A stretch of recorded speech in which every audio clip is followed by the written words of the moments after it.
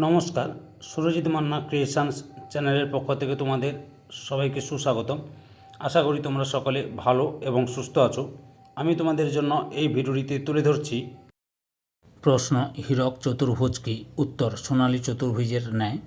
কলকাতা, চেন্নাই, মুম্বাই ও দিল্লি ভারতের এই চারটি বৃহৎ মহানগরকে উচ্চগতির রেলপথের মাধ্যমে যুক্ত করার পরিকল্পনাকে হীরক চতুর্ভুজ বলে। গঠনকাল 2014 সালের 9 জুন। এই প্রকল্পের উদ্বোধন করেন ভারতের তৎকালীন রাষ্ট্রপতি প্রণব মুখার্জি। 2023-এর মধ্যে এটি শেষ করার পরিকল্পনা রয়েছে। দৈর্ঘ্য, এর মোট দৈর্ঘ্য প্রায় 5700 কিমি বা 3400 মাইল। উদ্দেশ্য, যাত্রী ও পণ্য পরিবহনে কম সময় লাগবে। আপৎকালীন বা জরুরি সময়ে দ্রুত পৌঁছানো যাবে। কাঁচামাল ও উৎপাদিত পণ্যের দ্রুত পরিবহন সম্ভবপর হবে। ভারতের বিভিন্ন শহরের মেলবন্ধন ঘটবে।